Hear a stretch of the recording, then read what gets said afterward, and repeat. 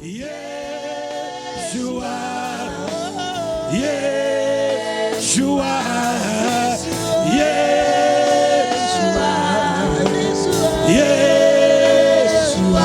Yeshua,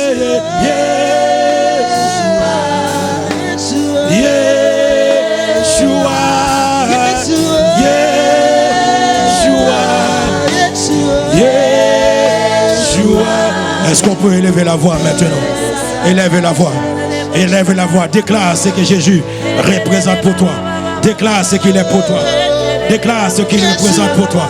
Ce qu'il a fait pour toi. Prouve ta reconnaissance. Prouve ta gratitude. Manifeste ta joie. Manifeste ta reconnaissance. Laisse sortir un cri de reconnaissance de ton cœur, de ton âme, vers le Père de gloire qui nous a donné Jésus. Soyons reconnaissants, soyons reconnaissants. Rendons-lui des actions de grâce. Rendons-lui des actions de grâce. Rendons-lui des actions de grâce. Rendons-lui des actions de grâce pour son amour manifesté, révélé en Jésus-Christ, pour que nous soyons sauvés, pour que nous puissions parvenir à la connaissance de Dieu, revenir en Éden, revenir dans sa gloire, revenir dans sa présence, revenir à notre position initiale. Alors ce matin, est-ce que tu peux le célébrer? Est-ce que tu peux élever la voix? Est-ce que tu peux élever la voix sans te préoccuper de ton voisin, sans te préoccuper de celui qui est à côté de toi? C'est une affaire de toi et de ton Dieu, parce que tu veux lui dire combien que tu es reconnaissant, le fait qu'il te donne de pouvoir devenir dans sa présence ce matin, de pouvoir élever et glorifier son nom. Père, nous te bénissons, nous te rendons grâce dans le nom de Jésus. Manifeste-toi. Élève la voix, célèbre son nom, célèbre son nom. Montre du zèle, montre de la faveur, montre de la faveur, montre de la faveur, montre de la faveur pour celui qui t'a racheté, pour celui qui t'a sauvé, pour celui qui t'a racheté, pour celui qui t'a libéré, pour celui qui t'a donné la délivrance. Jésus le Christ, Jésus le Christ, Jésus le Christ, Jésus le Christ. Est-ce qu'on peut véritablement lui montrer combien que nous sommes reconnaissants, reconnaissants pour son nom, reconnaissants pour sa gloire. Oh Rabaché de Bosaya, oh Rabaché de Bosa, Makoro Bosa, oh Rababa Yakoro, oh Rabaché. À toi toute la gloire.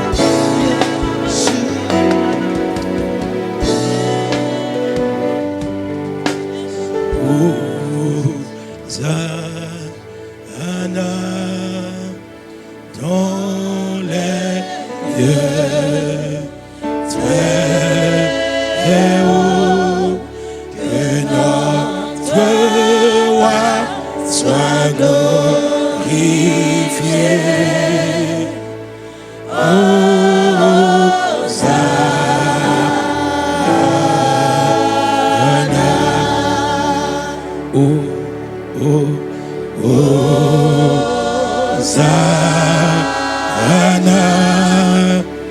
dans les lieux très hauts, que notre roi soit glorifié.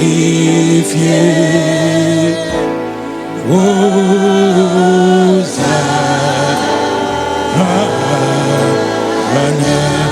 oh, oh, oh, oh,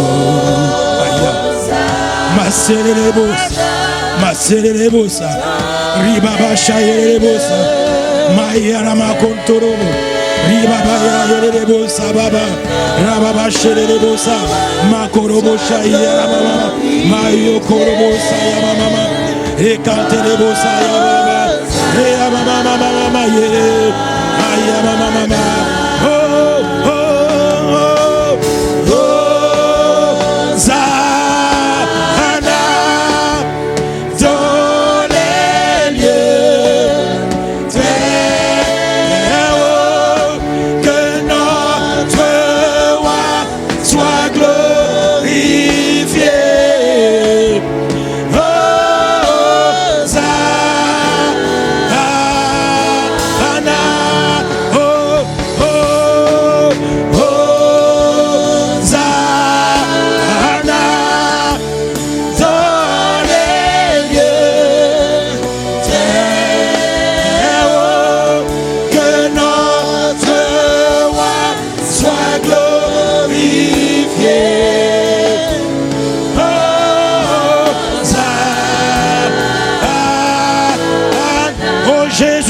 Jésus, élevons plus haut, plus haut, nous t'élevons plus haut. Jésus, Jésus, nous t'élevons plus haut, nous t'élevons, plus haut, nous t'élevons. plus haut. Oui, Jésus, nous t'élevons. Jésus, nous t'élevons plus haut. Oui, nous t'élevons, Jésus. Plus haut, Nous t'élevons. nous t'élevons. Jésus, Jésus, nous t'élevons plus haut, plus haut. Oui, Nous Jésus. t'élevons. Au-dessus de nos problèmes, au-dessus de nos besoins, nous t'élevons. Nous t'élevons au-dessus de nos attentes, au-dessus de nos difficultés, au-dessus de nos besoins. Nous t'élevons ce matin, au-dessus de tout, Jésus. Nous t'élevons. Nous t'élevons. Sans la musique, fais entendre ta voix.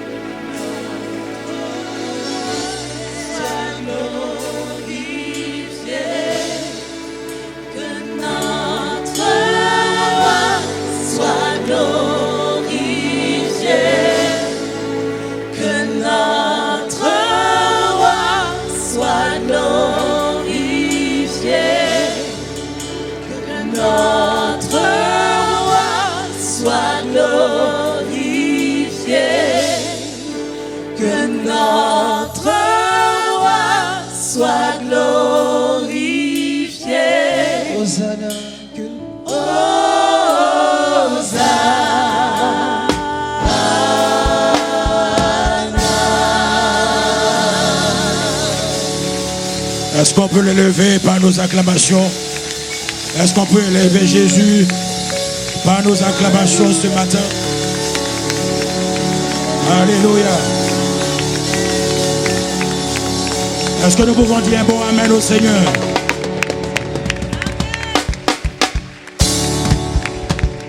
Est-ce que le peuple de Dieu peut dire un bon amen? Amen. Alléluia. Bonjour à toutes. Bonjour à tous. Bienvenue dans cette demeure où le Seigneur nous transforme jour après jour en des véritables disciples pour la gloire de son nom. Vous avez choisi la bonne place. Vous avez choisi la part qui ne vous sera jamais ôtée. Celui de venir s'asseoir au pied du Seigneur. Acclame le Seigneur pour ta vie parce que vous avez fait le bon choix ce matin de venir auprès du Seigneur. Et merci de vous asseoir dans sa présence. Alléluia. Alléluia. Merci les chantes. Nous bénissons le Seigneur pour ce privilège qu'il nous donne d'être ensemble ce matin. Après une semaine richement bénie où le Seigneur nous avait vraiment visité, il nous a conduits encore ce matin dans sa présence. Et nous avons une très belle semaine qui nous attend encore les jours prochains avec Képhalais, donc tous les hommes sans distinction d'âge. À partir du moment où tu te rends compte que tu es un homme, tu es invité, convié à cette manifestation qui aura lieu à Boissy-Saint-Léger du 8 mai au 10 mai. Donc soyons présents, nous demandons à nos sœurs de vraiment encourager vos maris, encourager vos jeunes enfants à aller à cette rencontre. Ce n'est pas seulement un temps, mais c'est un moment où on aura aussi des échanges, des moments de partage. Il y aura des temps de cœur à cœur. C'est vraiment un séminaire pratico-pratique pour nous les hommes de Dieu. Donc nous vous attendons et nous serons tous là-bas ensemble pour bénir le nom du Seigneur et reprendre notre place en tant que tête. Que quelqu'un me dise Amen. Et ce matin, nous sommes remplis de joie. Nous sommes immergés dans la joie parce que nous sommes ici à Cergy. Mais Cergy a enfanté une église. Nous sommes non seulement ici à Cergy, mais nous sommes aussi à Limay. Je m'attendais à beaucoup plus de cris de joie. Je m'attendais à beaucoup plus d'acclamations. Nous sommes en train de nous déployer. Nous sommes en train d'aller à la conquête de ces départements, de ces villes que le Seigneur nous a données. Et aujourd'hui, nous avons donné le go pour le campus de Limay. Donc les pasteurs sont là-bas avec bien d'autres stars. Je pense que bientôt, vous pourrez aller rendre visite à notre petite sœur, le campus de Limay à Mantes-la-Ville dans le 78. Véritablement, soyons reconnaissants pour ce que le Seigneur est en train de faire. Et il est en train de nous déployer, de nous étirer. Et maintenant, nous pouvons dire que Cergy a enfanté un deuxième campus. Est-ce que tu es dans la joie pour cela ce matin? Alléluia. Donc ça, c'est la preuve de l'obéissance. Ça, c'est la preuve de notre obéissance à Dieu. Ça, c'est la plus grande commission que Dieu a donnée, que Jésus même a donnée aux disciples. C'était d'aller et de faire de toutes les nations des disciples. Il ne leur a pas dit d'aller et de marier et de faire beaucoup d'enfants. Il ne leur a pas dit d'aller et d'acheter plein de maisons. Il ne leur a pas dit d'aller de trouver un bon emploi, de ramasser plein de diplômes. Ce n'est pas mauvais. Mais la mission, la grande mission qu'il leur a confiée. Regardez la vie de Jésus. Regardez son vécu. Regardez comment il a évolué, comment pendant ces 33 années qu'il a vécu sur la terre. Son désir n'était pas de courir derrière les biens matériels. Son désir n'était pas de posséder les trésors de la terre, où la houille et la teigne vont les atteindre un jour, où les voleurs peuvent venir et saisir tout cela. Mais le désir du cœur de Jésus était d'accomplir la volonté parfaite de Dieu. Celui de parcourir les villes et les villages pour ouvrir les yeux des aveugles, faire entendre les sourds, redresser ceux qui sont courbés, de donner la guérison aux paralytiques, redresser les infirmes. C'était ça sa mission, libérer les captifs, chasser les démons. Il voulait apporter un nouveau souffle, une nouvelle vie. Il voulait insuffler la vie de Dieu sur la terre. Il était dans l'obéissance vis-à-vis de Dieu. Et ce matin, Dieu attend de nous. Dieu attend de nous qui sommes ses enfants. Il attend que ses enfants lui obéissent. Dieu ne demande pas à ceux qui ne sont pas ses enfants de lui obéir, non. Mais Dieu demande à ses enfants de lui obéir. Donc si tu es enfant de Dieu, parce que quand on lit dans Jean chapitre 1er verset 12, il dit que mais à tous ceux qui l'ont reçu, à tous ceux qui ont reçu la parole, à tous ceux qui ont cru en son nom, dans le nom de Jésus, il leur a donné le pouvoir de devenir enfants de Dieu. Est-ce que je m'adresse à des enfants de Dieu ce matin? Donc on aura beaucoup d'âmes à récolter parce que je vois beaucoup de mains, beaucoup de personnes qui ne disent pas Amen. Est-ce qu'il y a des enfants de Dieu en ce lieu ce matin? Donc en tant qu'enfant de Dieu, donc ça veut dire qu'en tant qu'enfant, nous reconnaissons que Dieu est notre Père. Nous disons qu'il est notre Père. Et en tant que Père, Dieu sait ce qui est bon pour nous. Il sait ce qui est bon pour notre vie. Il sait ce qui est bon pour notre présent. Et il sait aussi ce qui est bon pour notre futur. C'est pourquoi Dieu nous demande de lui obéir en tant que Père. Il n'y a aucun père ici ou aucune mère ici qui accepte volontiers que ses enfants lui désobéissent. En tant que parents, nous faisons des projets pour nos enfants. Nous voulons préparer leur avenir. Et nous commençons même depuis dans le ventre à leur parler. Parce que nous voulons déjà qu'ils deviennent des hommes accomplis. Des hommes faits, prêts pour accomplir toute bonne œuvre. Et Jésus est dans cette même dimension. Jésus est dans ce même élan avec ses enfants. Donc en tant que fils, nous devons obéir à notre Père. Parce que nous n'avons pas n'importe quel Père. Notre Père est un Père parfait. Dis-moi Amen. Notre Père est un Père qui connaît tout. Dis-moi Amen. Et non seulement qui connaît tout, mais qui connaît tout à l'avance. C'est pourquoi il anticipe sur notre avenir. Il nous dit, obéis-moi, marche dans l'obéissance devant moi, parce que je sais où je vais t'emmener. Et souvent il se présente, non comme le Père seulement, mais comme étant le bon berger. Le berger qui conduit son troupeau, qui conduit ses brebis. Et il dit dans le psaume 23, David dit, l'Éternel est mon berger, et je ne manquerai de rien. Il me fait reposer toujours, pas dans des déserts, pas dans des endroits où il n'y a pas de l'herbe fraîche, où il n'y a pas de l'eau, mais il me fait reposer toujours vers des eaux paisibles. Acclame le Seigneur. Tu n'es pas conduit par un mercenaire. Tu n'es pas conduit par un père incapable. Tu n'es pas conduit par un père ordinaire, comme nous pouvons connaître dans ce monde. Mais nous sommes conduits par un Père qui est le Père de gloire, le Père céleste, le Père qui est créateur des cieux, le Père qui est créateur de l'univers. Et il est tellement grand que la Bible dit, il tient l'univers dans le creux de sa main. Alléluia. Dans le creux de sa main. Et parce qu'il tient l'univers dans le creux de sa main, c'est pourquoi il dit à Jérémie, mais je connais, Jérémie 29, 11, car je connais les projets que je formais sur vous, dit l'Éternel. Je connais les projets. Ça dit que Dieu connaît les projets qu'il a formés pour toi, mon frère. Peut-être que toi tu les ignores, mais Dieu sait. Il sait ce qu'il veut que tu sois pour lui. Les projets de Dieu ne sont pas comme nos projets à nous. Parce que souvent, nos projets nous amènent à des catastrophes.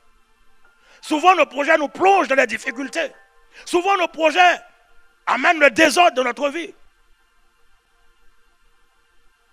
Souvent, nous nous engageons dans des projets qui ne sont pas des projets de Dieu. Et cela nous emmène à la ruine, à la destruction, à l'endettement, au divorce, au tracas, à toute forme de difficulté.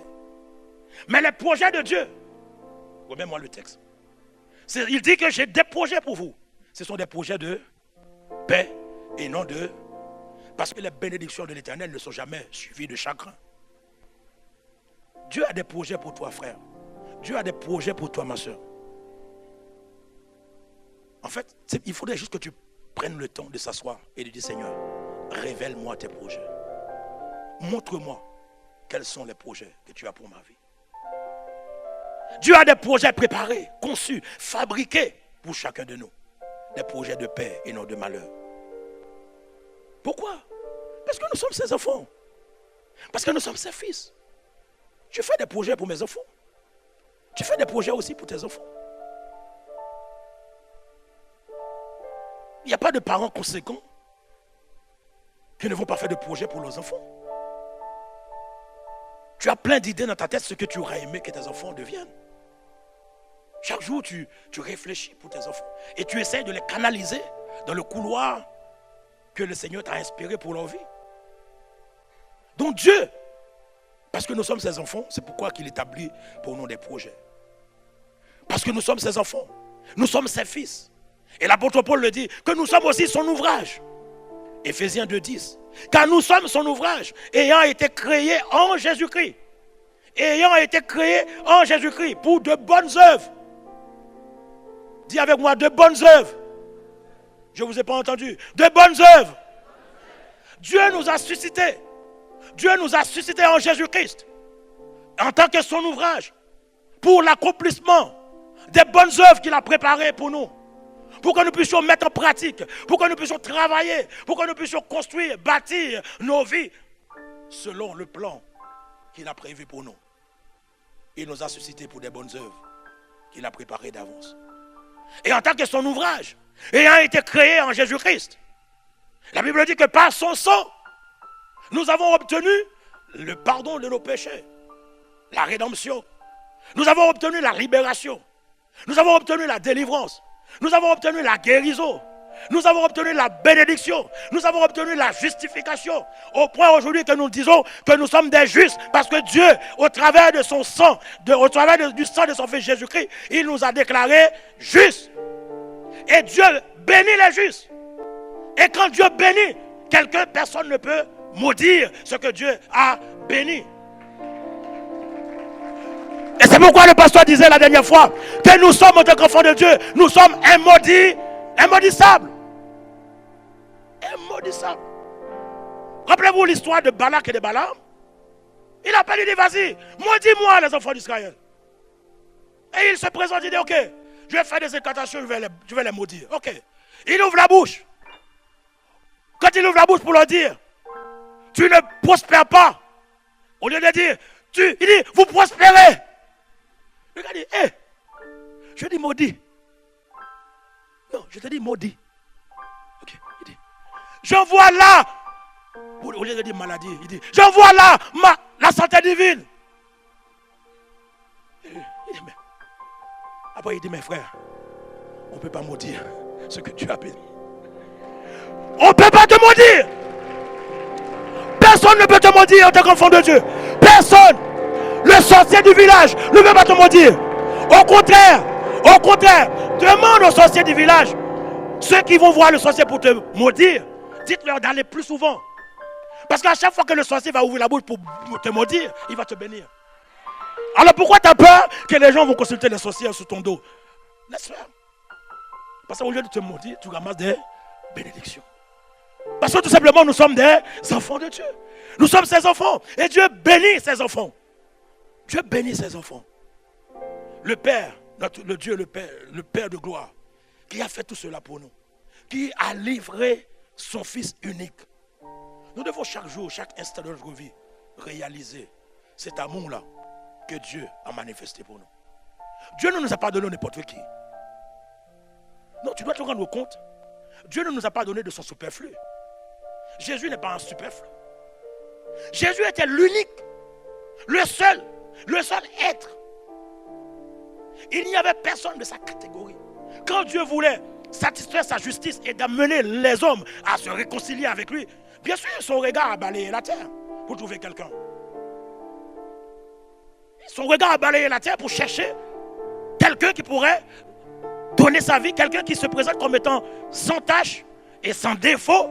Parce qu'il aurait fallu que quelqu'un qui se présente devant Dieu sans tache, sans péché, pour satisfaire la justice de Dieu. Mais Dieu n'a pas trouvé. Il dit, ben tiens, Abraham.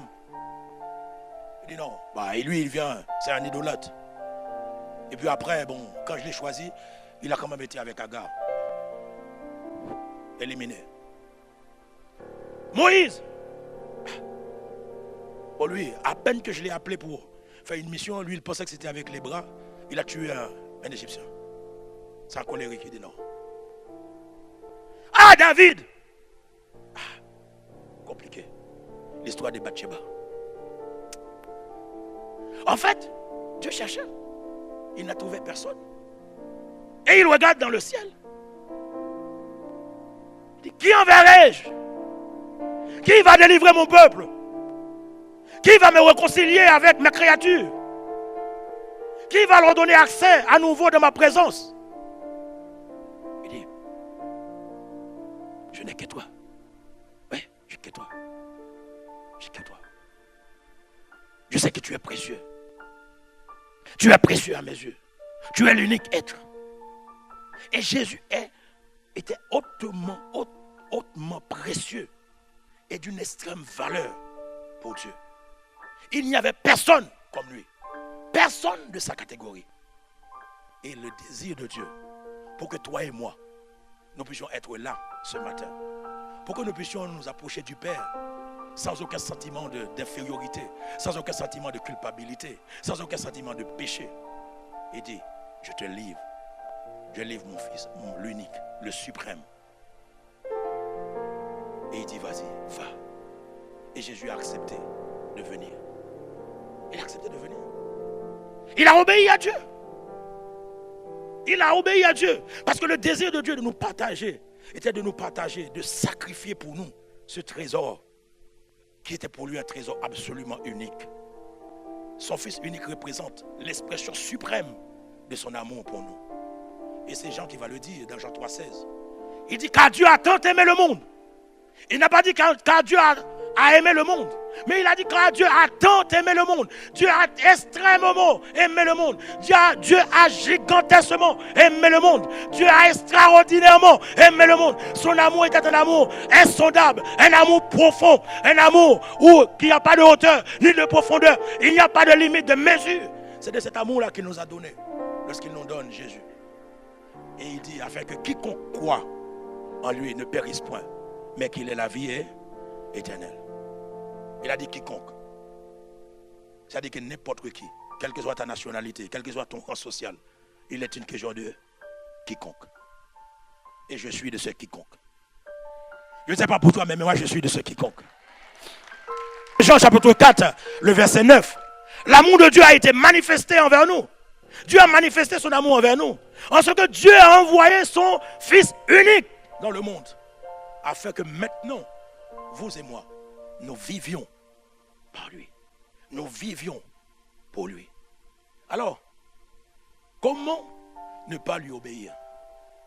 Comment être choqué lorsqu'on nous parle de l'obéissance à Dieu?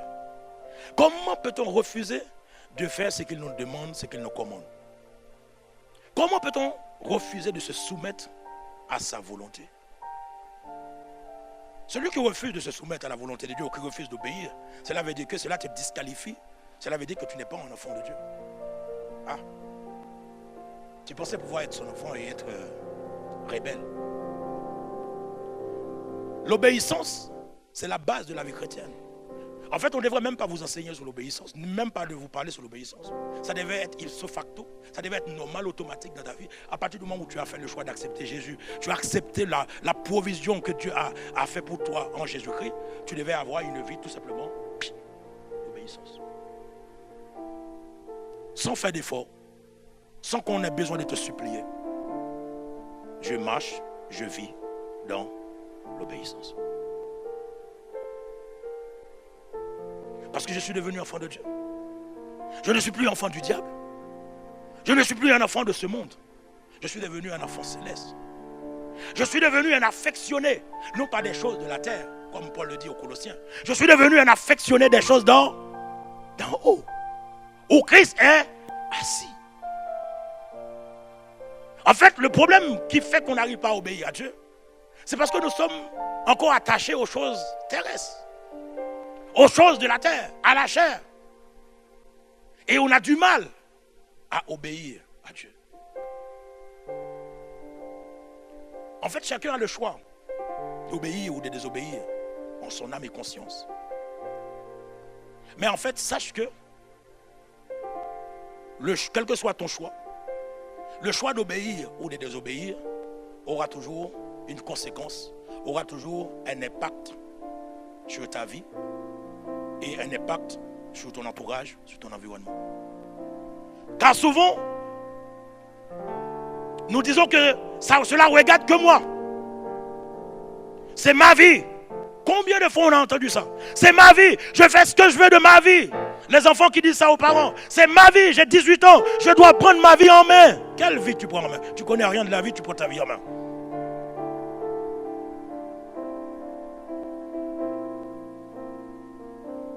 Et je réalisais que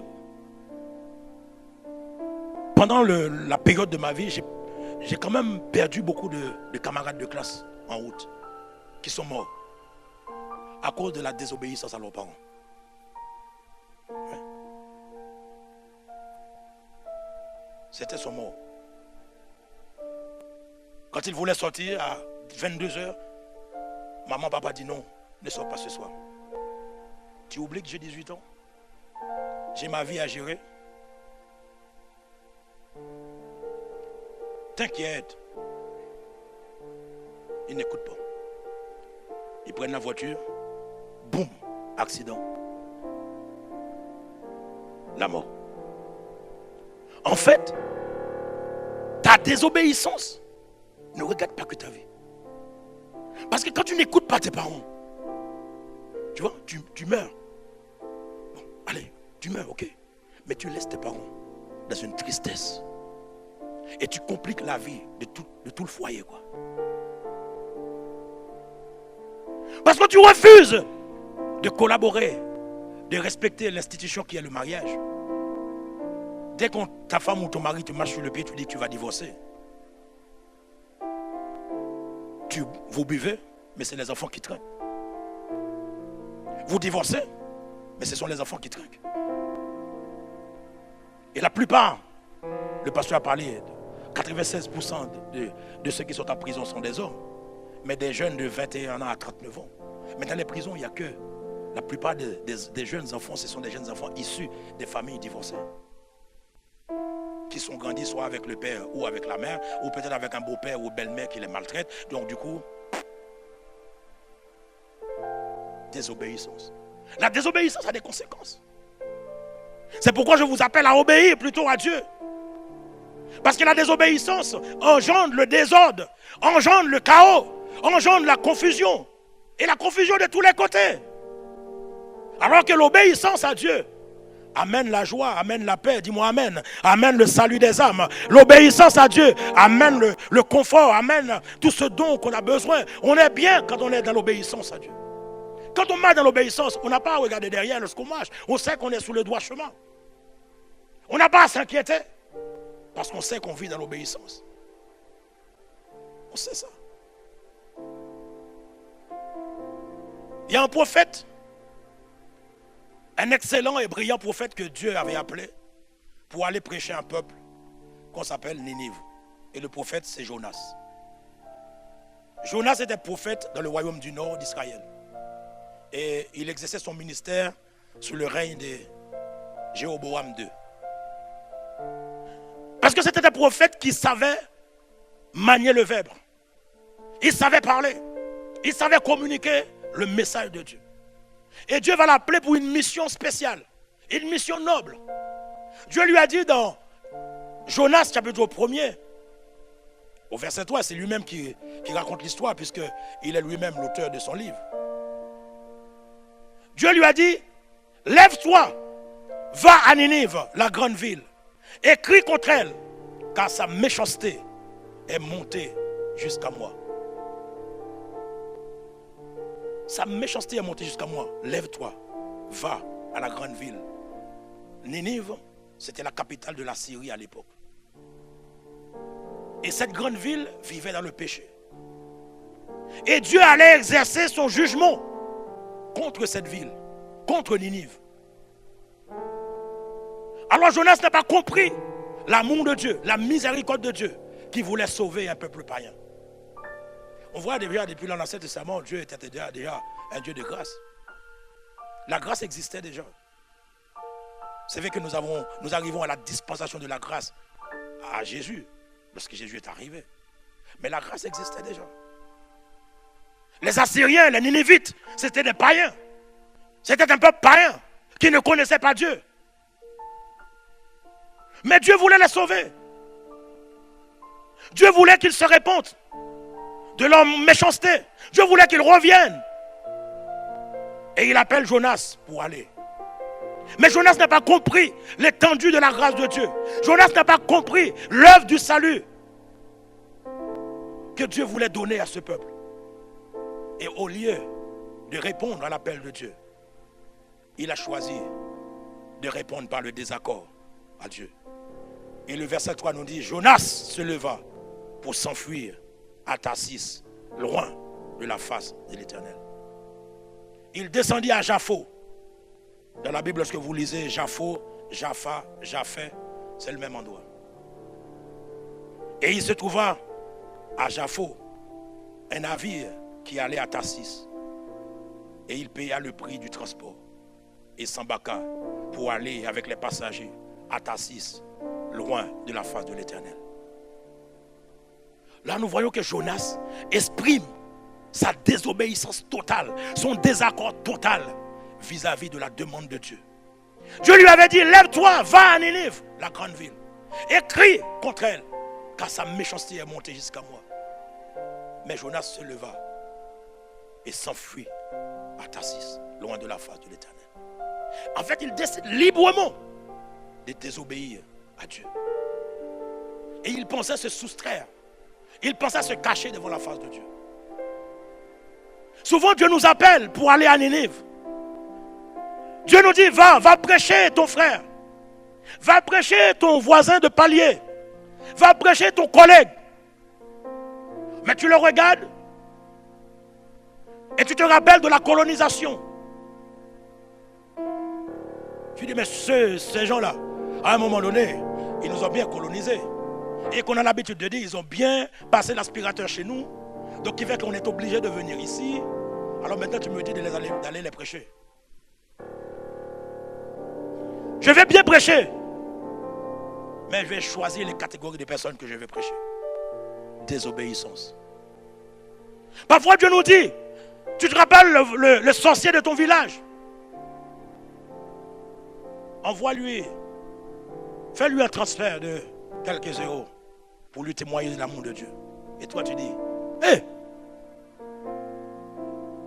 mais ce gars-là, il a tué, il a mangé beaucoup de nos enfants. Ok, moi, je n'ai pas de problème pour donner. Mais le sorcier du village qui est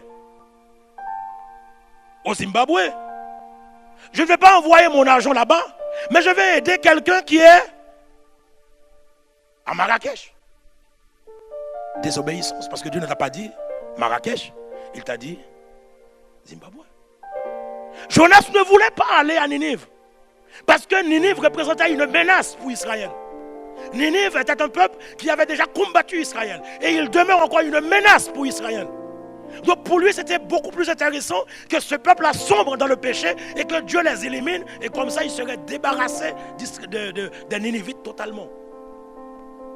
Tu vois, au lieu que je te prêche pour que tu viennes au Seigneur et que peut-être tu seras toujours pour moi une menace, je préfère que tu ailles en enfer. C'était ça son désir.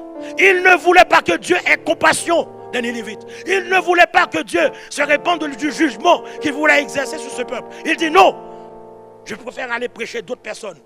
Eux, il faut qu'ils meurent.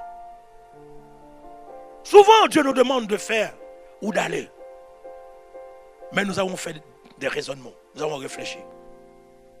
Je dis ok, faire pour faire, je le ferai auprès de quelqu'un d'autre.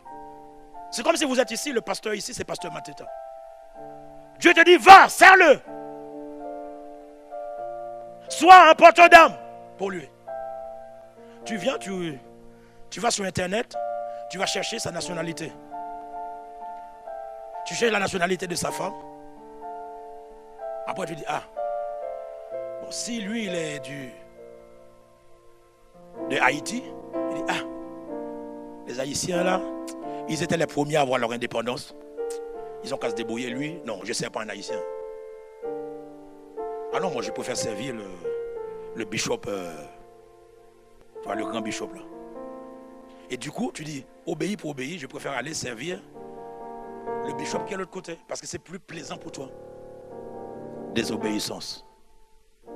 Tu n'es pas dans la volonté de Dieu. En fait, on a tous des critères.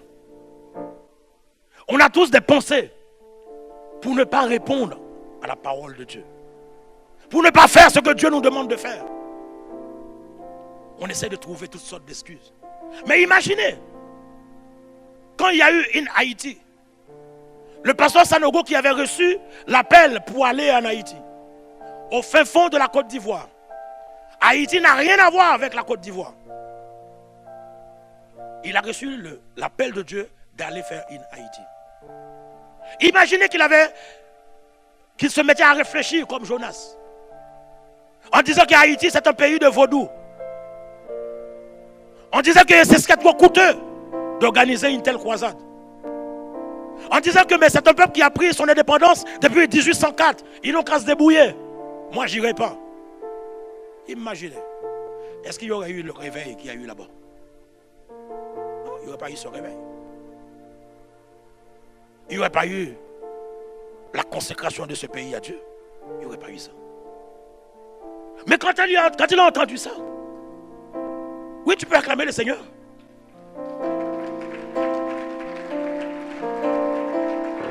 Quand il a reçu ce message, il ne s'est pas posé de question.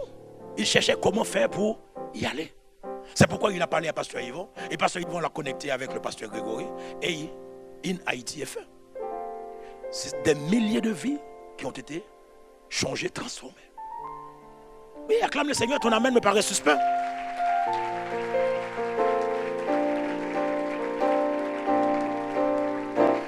Et même pour moi qui viens de là-bas, lorsque le pasteur Greg a expliqué, a parlé son message sur l'indépendance d'Haïti, je suis de ceux qui, à l'école, qu'on m'avait appris que l'indépendance d'Haïti était liée à la cérémonie du bois caïman organisée par Boukman. On nous a toujours fait comprendre que c'était le sang des cochons, des poussons qui nous a donné l'indépendance.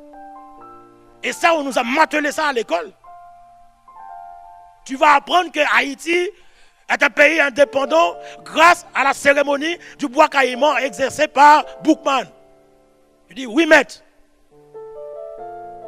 Oui. Le sang des cochons a été versé. Oui, maître. Et il aurait fallu ce message. Et heureusement, ce soir-là, je n'ai pas dormi pour écouter ce message. Parce que je voulais prendre la Sainte Seine avec mon peuple. Et quand j'ai écouté ça, je dis, Seigneur. Et c'est une histoire.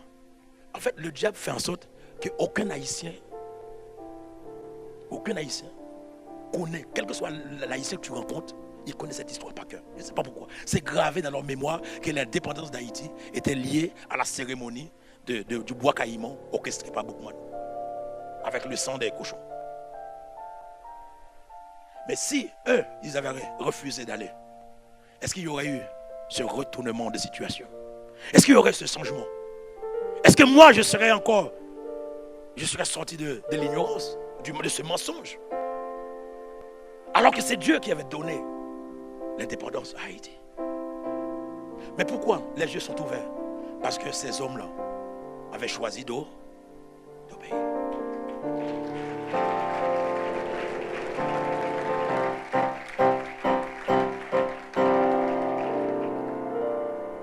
Alors, lorsque Dieu nous appelle d'aller, il faut se lever et aller. Il faut faire ce que Dieu nous demande de faire. Dieu dit à Jonas, va à Ninive.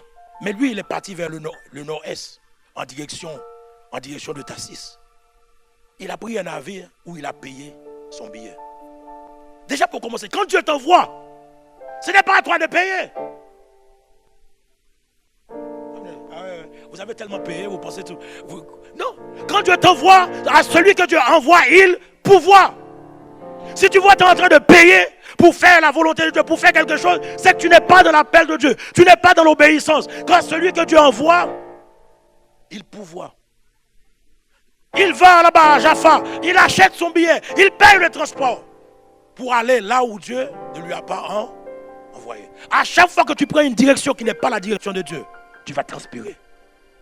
Et tu vas devoir payer parce que Dieu n'est pas avec toi. Il y a des engagements que tu prennes. Après tu dis, hey, tu mords les doigts. Mais oui, mais tu mords les doigts parce que Dieu n'était jamais avec toi. Tu as demandé, Seigneur, donne-moi une femme pour mon mariage. Et le Seigneur te dit, ok, j'ai écouté ta prière. Parce que tu as une destinée à accomplir.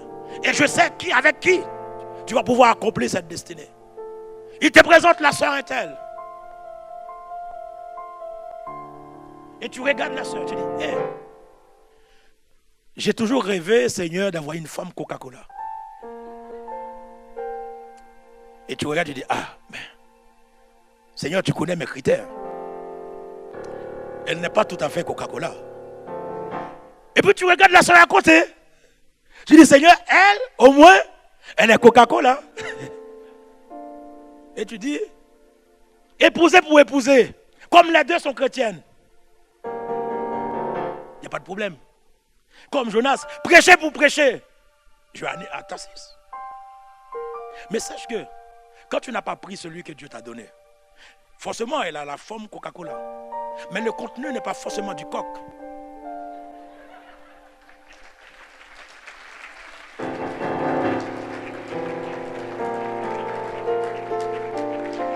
Parce que beaucoup ont pris du Coca-Cola, la forme du Coca-Cola, mais sont tombés sur du fiel et de l'absinthe. Mon ami, tu vas boire ton fiel et de l'absinthe jusqu'à la lie. Que ce ne sera pas ton cas au nom de Jésus. Parce que tu vas obéir à Dieu. Acclame le Seigneur.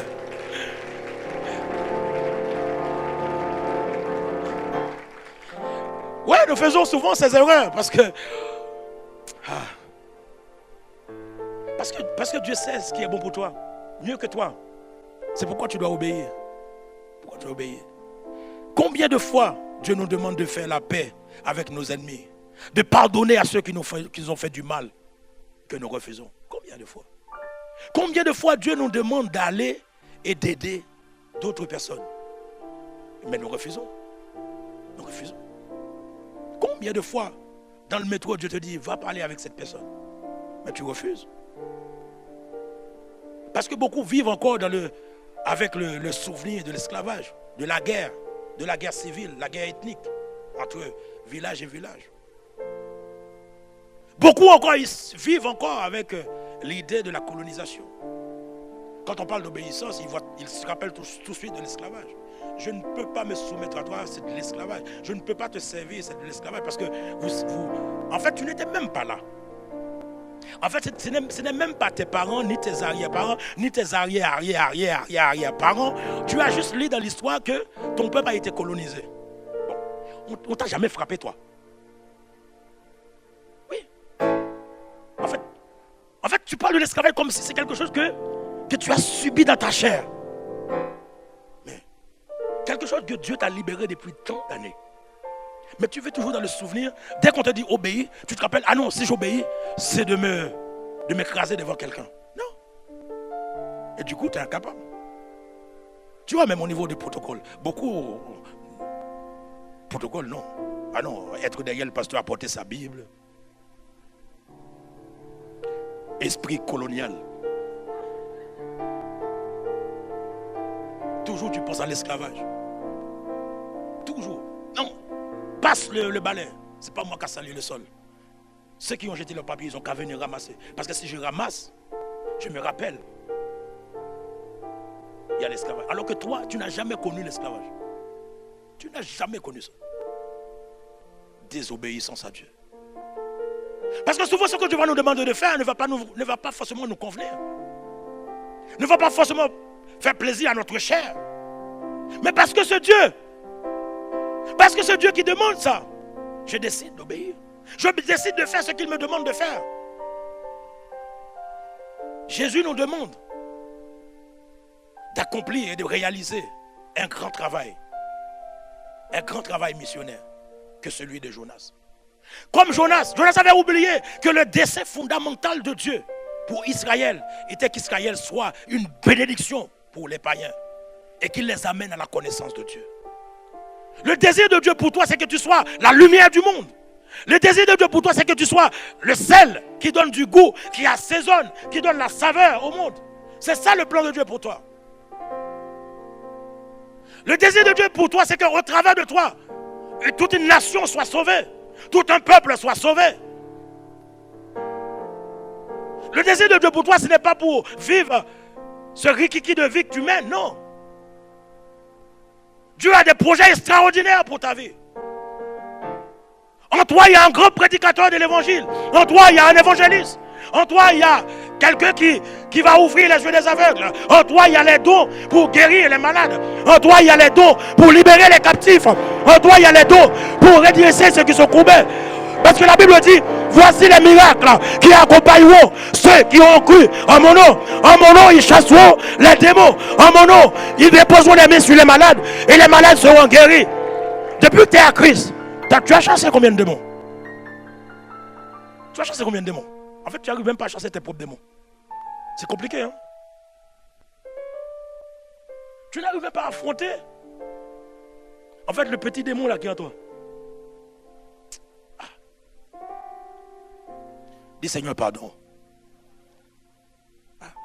De ça que vous chassez tous les démons. Mais il faut chaud. Tu dois réaliser qui tu es. Tu es enfant de Dieu. Et la Bible dit, dans 1 Jean, que le Fils de Dieu est apparu. Le Fils de Dieu est apparu pour détruire les œuvres du diable. Tu es fils de Dieu, non? Nous sommes des fils de Dieu. Ça veut dire que Dieu t'a suscité. Dieu te suscite pour détruire, pour massacrer, pour écraser, pour démolir les œuvres du diable. Dieu t'a suscité pour jeter la désolation dans le camp de l'ennemi. Dieu t'a suscité pour jeter la tristesse, la confusion dans le camp de l'ennemi. C'est ce que tu es. Dieu fait de toi un destructeur des œuvres du diable. Dis avec moi, je suis un destructeur des œuvres du diable. C'est ce que nous sommes, des destructeurs. Nous sommes apparus. Dieu nous a suscités pour détruire les œuvres du diable. Quand tu vois une œuvre du diable, tu écrases. Et puis ne t'excuse même pas, ne sois même pas désolé. Écrase. C'est ça. Est-ce qu'on accepte d'obéir? Parce que tu n'obéis pas, tu ne sais pas ce qu'il y a en toi. Mais le jour où tu décides d'obéir à Dieu, c'est là que tu vas découvrir que ce que Dieu a mis en toi. Je me rappelle toujours la première personne pour qui je priais pour une délivrance. J'étais content après. Mais comme je priais, j'ai fermé les yeux. J'étais avec quelques frères. J'ai fermé les yeux, j'ai posé les mains, j'ai pris. Et le gars, il était tombé. Mes mains restent comme ça. Et c'est le frère à côté qui m'a mis un coup de coude. Il m'a dit, quand tu pries pour la délivrance, laisse les yeux ouverts. J'ai dit, pourquoi? Tu n'as pas vu, le gars est par terre. Et après, j'ai dit, je transporte cette puissance. Je touche, il tombe.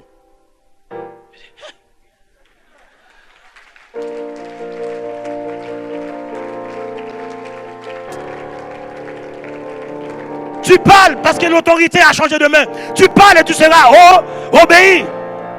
Tu commandes et tu seras obéi. Parce que tu te reconnais comme étant enfant de Dieu. Et comme enfant de Dieu, quand je sais ce que Dieu est capable de faire, j'obéis. J'obéis. Jésus nous demande d'accomplir cette mission. Ce travail consiste à aller prêcher l'évangile dans le monde entier. À aller surtout sur les territoires qu'il nous a donnés ici à Saint-Gilles, le 95, le 78 et le 60. C'est pourquoi aujourd'hui nous sommes dans le 78. Vous n'acclamez même pas le Seigneur. Nous sommes aussi dans le 78. Parce que nous avons compris que nous avons reçu une puissance. Dans Acte 1er, verset 8, il dit, mais vous recevez une puissance. Le Saint-Esprit survenant sur vous et vous serez mes témoins à Jérusalem, dans la Judée, dans la Samarie, jusqu'aux extrémités de la terre. Oui.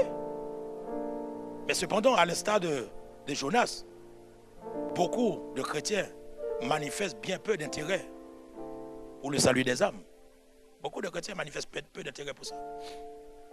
Le week-end dernier, samedi dernier, j'étais à Brazzaville et j'ai participé à une tournée d'évangélisation.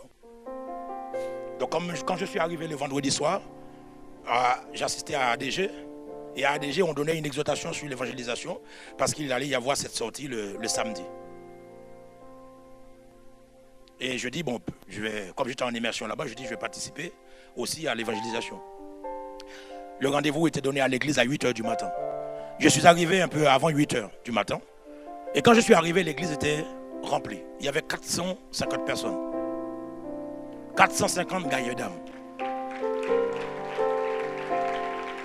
En fait, il y avait 400 449 plus moi. Bah oui, il faut que je me compte. Ça fait 450. Et Dieu leur avait dit depuis le début de l'année d'aller évangéliser les jeunes de Brazzaville. Aller dans les écoles, les lycées, les facultés, les universités. Ils se sont préparés dans la prière pendant quelques mois et pendant 3 semaines de jeûne de prière. Et ces 450 personnes se sont réparties dans les 14 écoles, 14 lycées, facs et universités de Brazzaville. Nous sommes partis en autocar dans chaque zone, dans chaque école. De 10h à 13h, 3 heures de temps d'évangélisation. On a évangélisé pendant 3 heures. Mais pendant que j'étais à la faculté des lettres avec une équipe pour évangéliser, mais je vois comment les gens ils donnent leur vie à Jésus. Je dis, hey. Le premier frère qu'on a rencontré, le frère qui est avec moi, c'est un zélé, il dit, hey, comment ça va? Il dit, ça va très bien. Comment tu t'appelles? Il a donné son nom. Il dit, Jésus nous envoie aujourd'hui te parler. Il veut te rencontrer. Aujourd'hui, pas demain. Maintenant, Jésus veut te rencontrer. Et le gars, il dit, et il lui a parlé en 3 minutes. Après, il lui dit, on fait la prière du salut. Le gars, il dit, oui, je veux Jésus. Et pendant tout le parcours, en fait, la récolte était prête. On n'a fait que moissonner. Après, on est revenu à l'église. Il y avait la joie où les gens dansaient, ils faisaient le tour de l'église. Et à la fin, on dit on va donner le résultat parce que chaque chef d'équipe donne le nombre de personnes qui se sont données au Seigneur. Et je vois le pasteur a du mal à donner le chiffre parce qu'on était tellement en joie, donc il fait durer le suspense. Dans ma tête, je dis bon, il doit avoir 50 ou bien 100. Bon, à la limite, je dis bon, et puis comme on est quand même 450, au moins 200 âmes, ce serait déjà très bien. Et quand elle a donné le résultat, en 3 heures d'évangélisation, dans les 14 écoles, lycées et facs de Brazzaville, il y a eu, tenez-vous bien, 1730 conversions.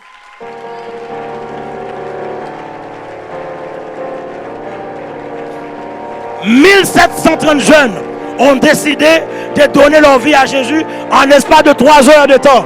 En espace de 3 heures de temps. 1730 jeunes. 1730 vies sauvées en 3 heures de temps d'évangélisation.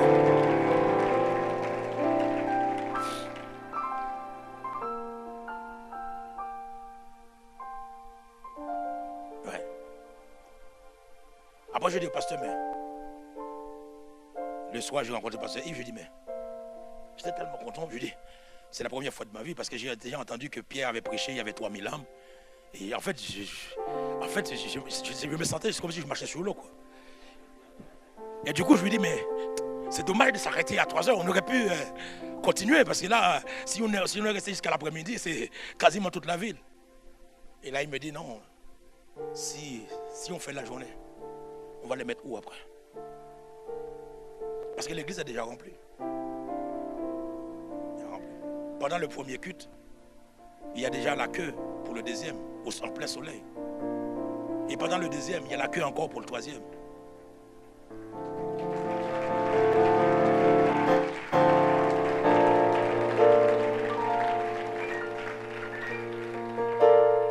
Jonas, en fait, n'a pas voulu faire ce que Dieu lui a demandé de faire. Et il a voulu partir sur Tarsis. Mais ce n'est pas ce que Dieu lui avait dit. Et sa désobéissance va entraîner des conséquences. Jonas, sur son chemin de Tarsis, a immédiatement fait face à la désapprobation de Dieu. Et cette désapprobation divine s'est manifestée par une tempête. Une tempête sévère qui a soufflé sur la Méditerranée. Et là aussi, sa culpabilité s'est révélée aux marins. Parce qu'il y a une tempête qui s'est levée. Dieu a fait souffler un vent impétueux. En règle générale, dans la Bible, dans Actes des Apôtres, un vent impétueux, c'est bon et c'est très bon. Parce que ce n'est pas un vent impétueux, le Saint-Esprit est descendu sur les disciples, sur les apôtres. Et là, ils ont reçu le Saint-Esprit, ils ont parlé en langue. Ils ont reçu des langues de feu. Par ce vent impétueux qui est arrivé, qui a amené le Saint-Esprit. En fait, le vent impétueux est très beau. Mais tout dépend de quelle direction où tu te places où tu te trouves, quelle est ta position par rapport à ce vent. Si le vent, ce vent un peu tu arrives et te trouves de dos, il va te pousser dans le couloir de ta destinée. Il va te pousser dans le réveil spirituel. Il va te pousser à aller vers les personnes que Dieu t'envoie. Mais si jamais ce vent, lorsqu'il souffle, te trouve face contre lui, c'est un vent qui va te déchirer. Parce que tu es à l'opposé, tu t'opposes. La désobéissance est une opposition, est une forme de rébellion, est une forme de révolte à Dieu. Et qui peut révolter, qui peut opposer à la volonté de Dieu? Et Jonas, il était dans le sens contraire de ce vent. La tempête s'est levée sur la mer. Et les marins qui imploraient, chacun implorait leur Dieu. Ils avaient tellement peur, ils ont jeté dans la mer tout leur cargaison. Et Jonas, lui, il descendit au fond du bateau. Il était en train de dormir. Et il dormait profondément, la Bible nous dit. Le sommeil du rétrograde. Tu vois, quand tu es dans la désobéissance, tu n'as plus la force de prière. Tu n'as plus la ferveur de prière. Tu pries pour prier. En fait, la prière ne t'intéresse même pas parce que tu sais que Dieu ne va pas t'écouter. Tu es désolé, déprimé. En fait, tu n'es pas bien quand tu es dans la désobéissance. En fait, il devient inconscient de la situation. Et même lorsque les marins le réveillent pour qu'il implore son Dieu, il n'a pas fait.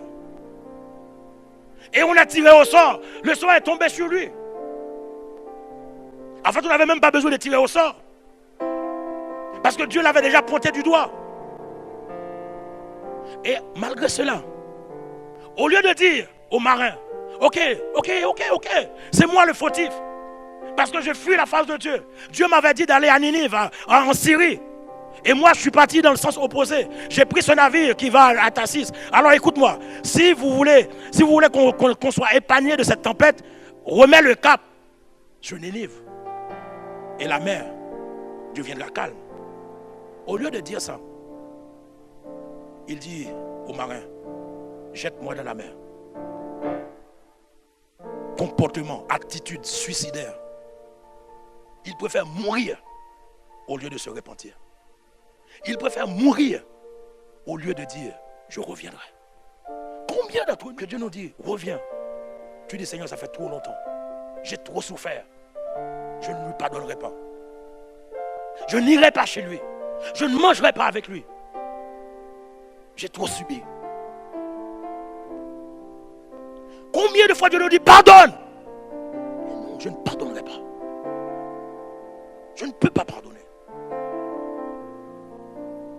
J'ai rencontré une jeune fille qui me disait, frère, est-ce que tu peux prier pour moi? Je lui ai dit, ok. Pourquoi veux-tu que je prie pour toi? Ah, ma vie est bloquée, rien de mal dans ma vie, j'ai du mal. Et de ma vie, j'ai fait déjà 2 tentatives de suicide. Et, à ton âge, tu es une très belle jeune fille. Pour ça. Et le Seigneur me dit, elle a quelqu'un dans son cœur qu'elle n'arrive pas à pardonner. Et je lui ai posé la question, je lui ai dit, est-ce que tu as quelqu'un dans ton cœur que tu ne peux pas relâcher? Elle me dit, oui, effectivement, j'ai quelqu'un que je ne peux pas pardonner. J'ai dit, ah. J'ai dit, ton problème vient de là. Donc, avant que je prie pour toi, pour que ma prière soit efficace, il faudrait que tu relâches cette personne. Il faut que tu acceptes de pardonner. Parce que si tu ne pardonnes pas, Dieu aussi ne va pas te pardonner. C'est ce qu'il dit. Pardonnez nos offenses comme aussi nous pardonnons à ceux qui nous ont offensés. Donc, il ne faut pas prétendre au pardon de Dieu quand toi, tu ne pardonnes pas. Dis-moi Amen. Souvent, je dis Dieu est bon. Mais Dieu est aussi juste.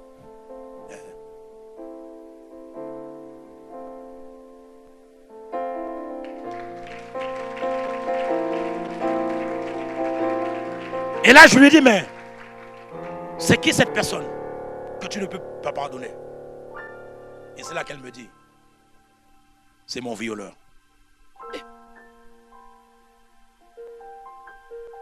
Ouais, j'ai été violé. Et je ne peux pas pardonner à mon violeur. En plus, le violeur, c'est mon cousin. Tu es la première personne à qui je parlais de ça. Mes parents ne sont pas au courant. Personne n'est au courant. Et comme c'est quelqu'un de la famille, Tu sais, vous savez très bien comment ça se passe quand c'est quelqu'un de la famille. On couvre ça. Il ne faut pas que ça sorte. Et elle pleurait. J'ai dit, mais tu souffres. Il y a la tempête dans ta vie. Dépression, rejet, esprit de suicide. Tu souffres. Elle dit, ouais, je souffre.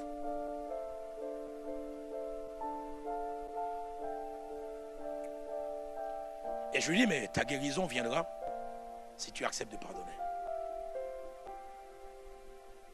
Elle me dit, je ne peux pas. C'est trop dur. Trop dur. Et je dis, ben, ma prière n'aurait aucune efficacité si tu ne pardonnes pas. Je vais prier pour toi pour que le Seigneur te donne la force de pouvoir pardonner. Et quand tu te sens prête, parce que le pardon est une décision, je ne peux pas t'obliger à pardonner. C'est toi qui dois décider un jour de relâcher cette personne. Mais sauf, sache que non seulement il t'a violé, sache que lui, il mène sa vie. Mais toi, tu souffres de ce qu'il t'a fait et tu es en train de détruire ta vie à cause de ça. Donc tu souffres 3 fois. J'ai prié avec elle. Et elle me dit, si un jour, elle retrouve la force de pardonner, elle pardonnera. Mais elle reste dans sa tempête. Elle reste dans sa tempête avec toujours cet esprit de mort qui la menace. Je prie pour que le Seigneur ne permette pas à l'ennemi de rapporter cette victoire sur sa vie.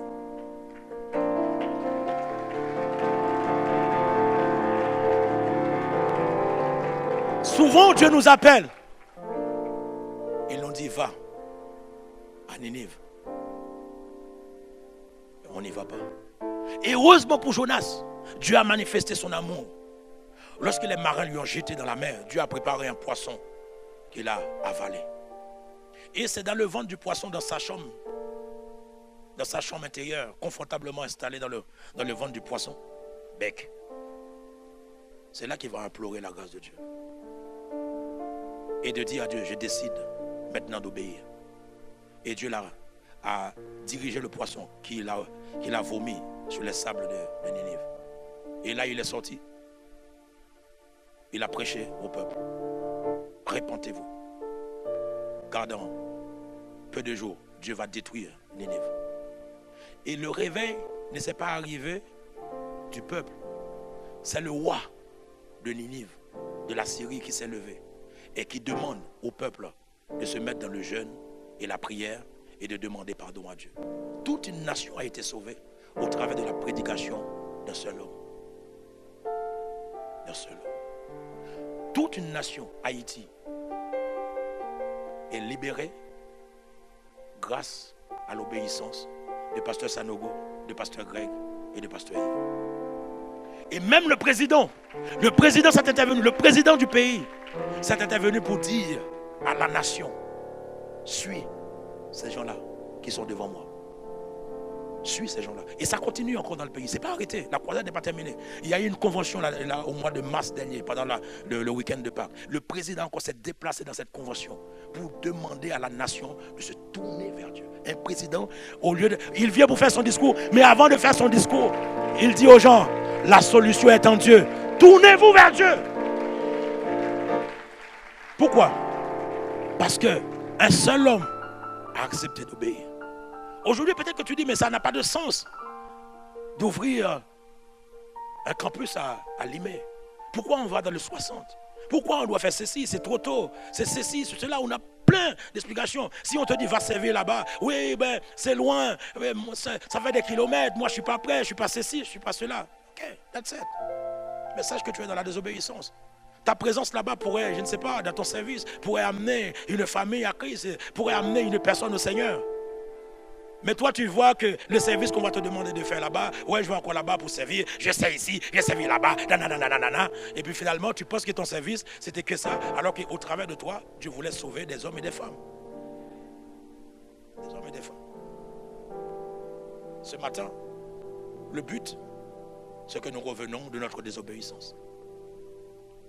Chacun de nous a un Ninive où Dieu nous a recommandé d'aller. Ça se trouve que ton Ninive, c'est ta femme. Où Dieu te dit, pardonne à ta femme. Peut-être que c'est ton mari qui est ton Ninive. Il te dit, va à Ninive. Fais la paix avec lui. ou avec elle. Peut-être que c'est des collègues de travail. Peut-être que c'est une difficulté. Peut-être que c'est une montagne. Chaque personne a un Ninive où Dieu t'envoie, que tu dois affronter. Peut-être que c'est la maladie. C'est ton Ninive. Tu vas fuir ou pas? De toute façon, tu n'as pas le choix. Tu n'as pas le choix. Quand Dieu te place devant ton Ninive, mon ami, si tu veux perdre du temps, tant pis pour toi. Tu peux contourner, aller à droite, à gauche. Le poisson va toujours te vomir là. Il y a des gens qui quittent l'église par offense. Tu quittes l'église, mais l'offense ne te quitte pas. Tu divorces de ta femme ou de ton mari parce qu'il t'a blessé. Le divorce n'enlèvera pas la blessure.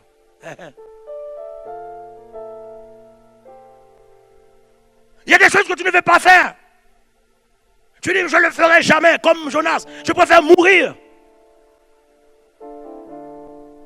L'amour de Dieu est grand. Tu ne mourras pas. Tu vas finir par faire ce que Dieu te demande de faire. Parce que Dieu est amour, c'est ton papa. C'est ton papa. En fait, Dieu est comme le père prodigue qui a laissé partir son enfant. Il a laissé partir. Mais il est resté debout en attendant qu'il revienne. Dieu attend que tu reviennes ce matin sur le chemin de l'obéissance. Dieu est toujours debout. Ne pense pas que tu es un abandonné, un oublié. Non. Dieu t'attend. Et ne dis pas c'est trop tard. J'ai raté trop d'occasions. C'est pas trop tard. Ne dis pas non, c'est trop tard. Mon âge est déjà avancé. Je ne peux plus parler, je ne peux plus prêcher, je ne peux plus chanter, je ne peux plus faire. Le Seigneur te donnera de faire avec la force que tu as. Reviens sur le chemin de l'obéissance et obéis à Dieu. Parce qu'il y a des bienfaits pour ceux qui obéissent à Dieu. Mettons de l'ordre dans nos vies et obéissons à Dieu. Obéissons à Dieu. Est-ce qu'on peut se lever dans sa présence?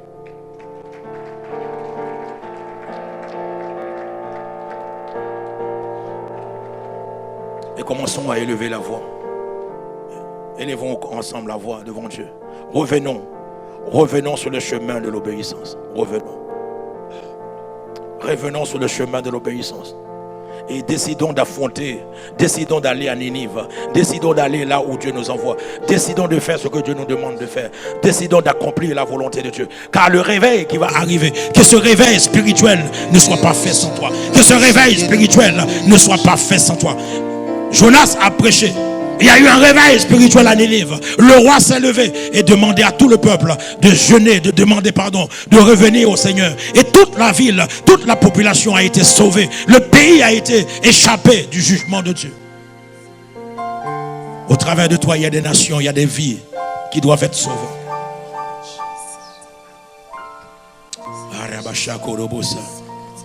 Tu m'appelles. Je te répondrai, conduis-moi et j'irai. Conduis-moi, je suivrai. Conduis-moi et j'irai. Tu m'appelles. Je te répondrai. Conduis-moi et j'irai. Conduis-moi et je suivrai. Conduis-moi et j'irai.